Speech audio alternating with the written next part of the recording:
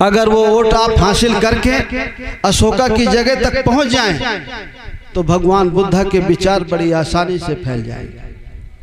जिस धर्म को मानने वाला राजा होता है उसके राज में वही धर्म फलता फूलता है। जब अशोका ने भगवान बुद्ध की विचारधारा को ग्रहण किया और उसका बेटा महेंद्र, उसकी बेटी संघमित्रा दुनिया के दूसरे देशों में गई भगवान बुद्ध की बातों का प्रचार करने के लिए, तो वहां का राजा उनको रोकता था कि ये चक्रवर्ती सम्राट अशोका की बेटी संघमित्रा है, साग भाजी वाले की नहीं है। चक्रवर्ती सम्राट अशोका का बेटा है महेंद्र, और ये बुद्ध की बात करते हैं तो जरूर कोई बात है। वो जाते, वहां का राजा अपने राजभवन में रोकता और राजा ही आयोजन कराता, और फिर वो भगवान बुद्ध के विचारों को रखते तो वहां का राजा भी भगवान बुद्ध के विचारों को मानता। तो जब राजा मानता तो वहां की प्रजा भी उसको मानती। तब भगवान बुद्ध के विचार भारत में और भारत के अलावा दूसरे देशों में फैले। और अगर साग भाजी वाले फैला रहे होते तो थोड़ी फैल जाता। एक राजा फैला रहा था और राजा ने उसको राजधर्म बनाया था। तो अगर भगवान बुद्ध के विचार को फैलाना है, चाहते हैं कि ये बौद्ध धर्म फिर से स्थापित हो इस देश में, तो जहां पर अशोका था भारत की गद्दी में, वहां पर आपको पहुंचना होगा। तब भगवान बुद्ध की विचारधारा फैल पाएगी और वहां पर पहुंचा जा सकता है वोट के जरिए। राजा बनने के लिए वोट के अलावा कुछ लगता नहीं है। जो हेलीकॉप्टर में उड़ता है, जिसको पुलिस जय हिंद करती है, कलेक्टर जिसका हुक्म मानता है, वो वोट से बनता है। वोट के अलावा वहां पहुंचने के लिए कुछ नहीं लगता। जिस वोट को आप शराब की बोतल में बेचते हैं, साड़ी ब्लाउज में बेचते हैं, 2-2 हजार करके 6,000 रुपया में अपना जमीन बेचा, एक कॉलोनी एक शौचालय में बेचा, उससे तो राजा बनता है। आपने तो 2,000-6,000 कॉलोनी में राजपाट दिया अपना। आपको 5 किलो मिलता है, कॉलोनी मिलती है, शौचालय मिलता है, गैस सिलेंडर मिलता है। और मजे की बात तो ये है कि ये कहां से मिलता है? क्या ये 5 किलो अनाज योगी जी के घर से आता है ट्रक में लद के? ये गैस सिलेंडर मोदी जी के घर से आता है? ये कॉलोनी का पैसा वो अपने घर से देते हैं? ये आपकी खून पसीने की कमाई है, आपकी गाढ़ी कमाई है। 1 लीटर डीजल में 52 रुपया सरकार टैक्स लेती है, 52 से 54 रुपया टैक्स लेती है। नमक भी खरीदने जाते हैं तो सरकार टैक्स लेती है, कपड़े खरीदते हैं तो सरकार टैक्स लेती है।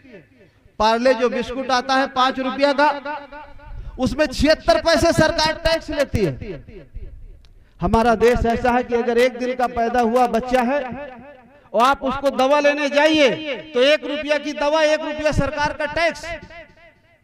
और वो टैक्स सरकारी खजाने में जमा होता है, और सरकारी खजाने का मालिक वो होता है जिसको वोट देकर के जिताते हैं, आप सरकार बनाते हैं। और फिर वो सरकारी खजाने से आपको 5 किलो अनाज देता है, गैस सिलेंडर देता है, चूल्हा देता है, कॉलोनी देता है, शौचालय देता है। आपको लगता है कि उसने दे दिया, वो आपका अपना पैसा है। अगर आपका अपना आदमी बन जाए तो वो तो इससे ज्यादा भी मिल सकता है। खजाने का मालिक वही होता है जिसको वोट देकर के आप जिताते हैं। भाई शांत हो जाओ, आप दूसरे को शांत करने के चक्कर में आप अशांत हो जाते हैं। तो ये जो सरकारी खजाना है, सरकार के पास और कहां का पैसा होता है? सरकार के सरकारी खजाने में कोई और कहीं से पैसा आता है? आप जो धीरे धीरे करके टैक्स देते हैं वही सरकारी खजाने में जमा होता है। आपके बच्चों के हिस्से की नौकरियां वो सब अपने बच्चों को दे रहे हैं। आपके हिस्से का जो सरकारी खजाना है वो अपने लोगों में लुटा रहे हैं। आपको 5 किलो अनाज और 6,000 रुपया और कॉलोनी दे के खुश किए। आपके हिस्से की जमीन जर जाते, जितनी सरकारी जमीनें हैं वो किसी के दादा की नहीं है, आपका भी हिस्सा है उसमें। चाहे पहाड़ हो, चाहे जंगल हो, चाहे पानी हो, चाहे जमीन हो, जो भी सरकारी है तो सबका हिस्सा है उसमें। आप जब जिनको सरकार में भेज देते हैं वो अपने लोगों को देते हैं। 5 फुट के लिए, 1 गांठे के लिए, 6 फुट के लिए भाई की हत्या करता है। लेकिन आपके हिस्से की जमीन वो सब अपने लोगों को दे रहे हैं, उधर आपका ध्यान नहीं। आपके हिस्से का, आपके बच्चों के हिस्से का सरकारी खजाना वो अपने लोगों को लुटा रहे हैं। आपके बच्चों के हिस्से की सारी नौकरियां अपने बच्चों को दे रहे हैं, और आप 5 किलो अनाज में और 1 कॉलोनी में और 1 गैस सिलेंडर में खुश। मैंने एक दिन बीजेपी वालों से पूछा कि भाई तुमको सब लोगों ने वोट दिया है, कुछ उनके लिए करो, उनके बच्चों के लिए करो। तो कह रहे थे 5 किलो अनाज तो देते हैं, 1 कॉलोनी भी देते हैं 1 लाख रुपया, 1.25 लाख रुपया की, शौचालय भी देते हैं, गैस सिलेंडर चूल्हा भी दिया है। हमने कहा यार इतने में तो नहीं चलेगा। तो कहा 10 किलो दे देंगे, 2 कॉलोनी दे देंगे, 2 शौचालय दे देंगे, 2 सिलेंडर दे देंगे। मैंने कहा यार वो भी चाहते हैं कि उनका बच्चा, बेटा और बेटी पढ़े, डॉक्टर बने, इंजीनियर बने, कलेक्टर बने। कहा वो तो नहीं होगा, वो तो हमारा ही लड़का डॉक्टर बनेगा, उन्हीं का लड़का कलेक्टर बनेगा, उन्हीं का लड़का कप्तान बनेगा। आप 5 किलो के 10 किलो ले लो, 2 कॉलोनी ले लो, 2 शौचालय ले लो, 2 गैस सिलेंडर ले लो, इतने में खुश हो जाओगे कि और कुछ चाहिए? क्यों भाई? इतने में जीवन कट जाएगा कॉलोनी और शौचालय में, कि इसके आगे की भी जिंदगी है?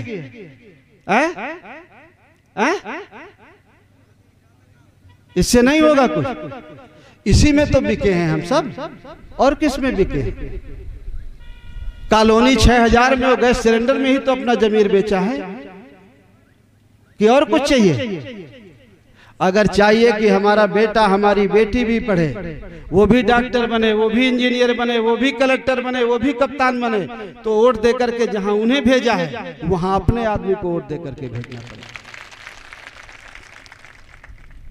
ये चीजें आपको बहुत गहराई से समझना होगा। आपके बच्चों की फिक्र कोई और नहीं करेगा, आपके बच्चों की फिक्र आपको खुद करना पड़ेगा। जिनको बनाया है वो अपने बच्चों के लिए करते हैं। जब आपका आदमी बनेगा तो आपके बच्चों के लिए करेगा। जिसने गरीबी नहीं देखी, जिसने किसान की पीड़ा नहीं देखी, जिसने बेरोजगार बच्चों का दर्द नहीं देखा, जब ऐसे आदमी को राजा बनाओगे तो उसको क्या पता आपकी तकलीफ। जब जो गरीबी जानता ही नहीं है, किसान की पीड़ा जो जानता ही नहीं है, जो माँ बहनों की तकलीफ को जानता ही नहीं है, वो क्या आपके बारे में सोचेगा?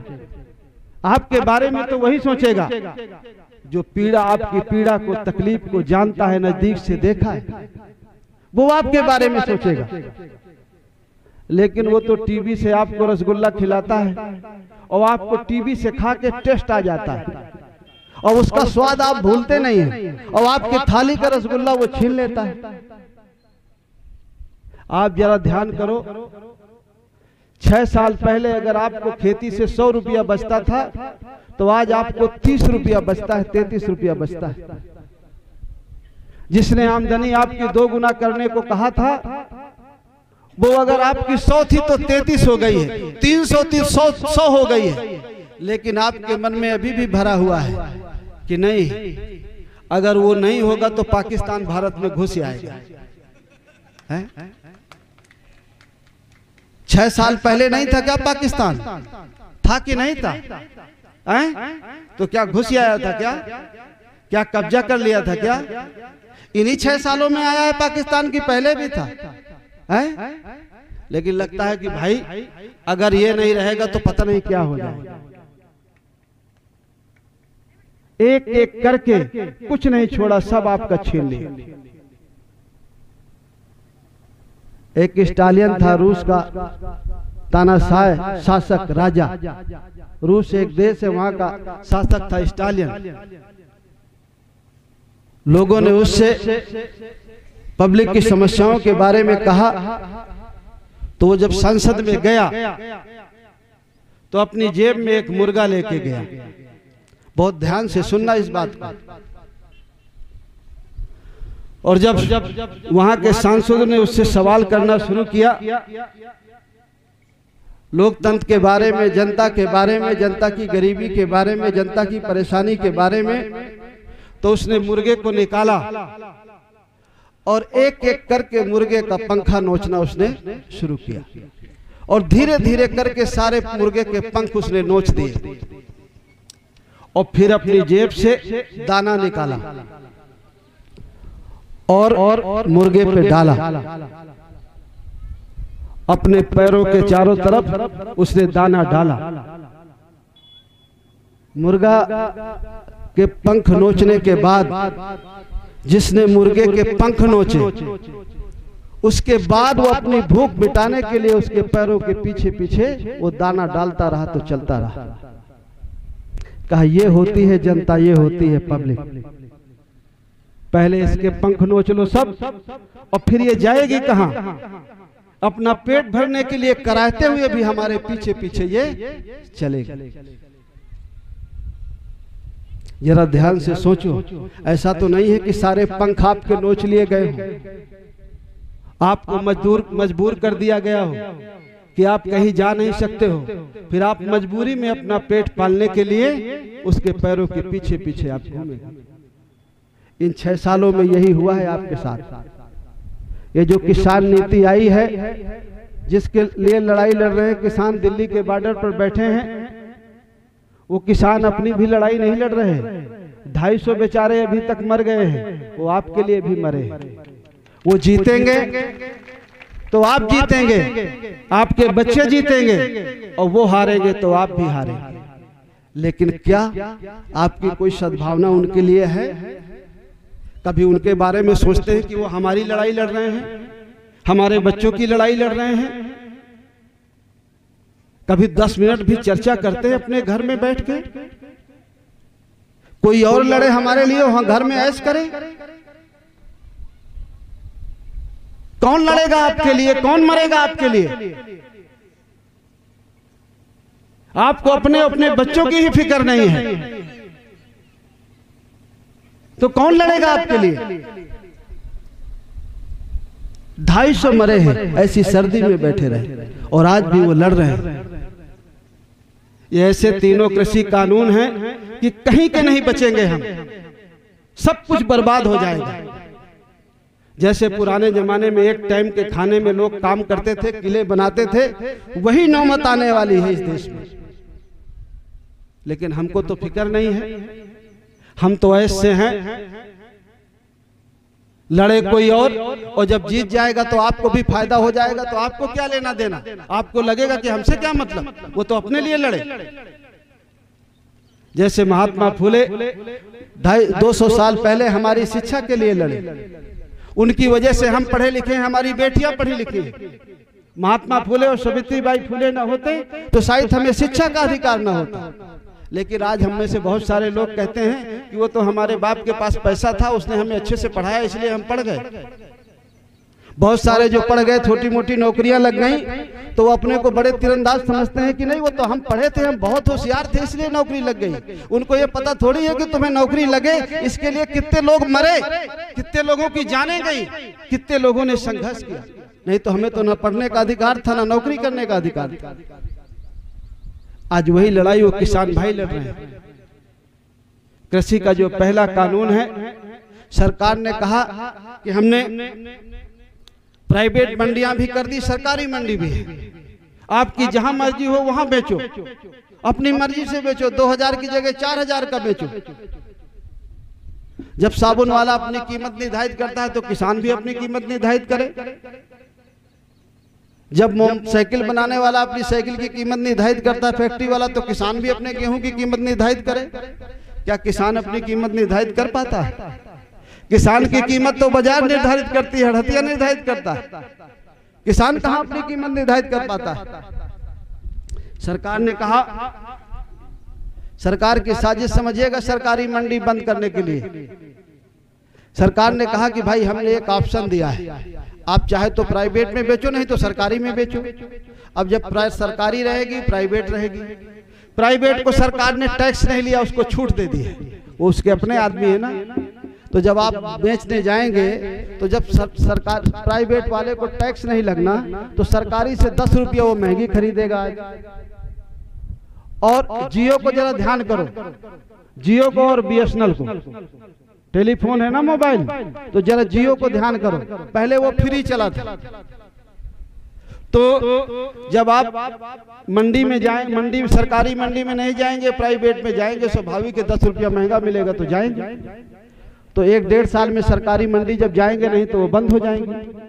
जब बंद हो जाएंगी तो अकेले बचेगा और फिर वो अपनी मर्जी से खरीदेगा और वो सरकारी मंडियां भी उसकी हो जाएंगी। जैसे जियो चला बीएसएनएल के टावर में, जो सरकारी टेलीफोन विभाग था बीएसएनएल था, उसके टावर में जियो चलता था और फ्री चला और बीएसएनएल धीरे धीरे बंद हो गया और जियो वालों ने बीएसएनएल को खरीद लिया, सरकार ने बेच दिया उसी जियो को। 3.5 लाख की प्रॉपर्टी 900 करोड़ में बेच दिया सरकार ने।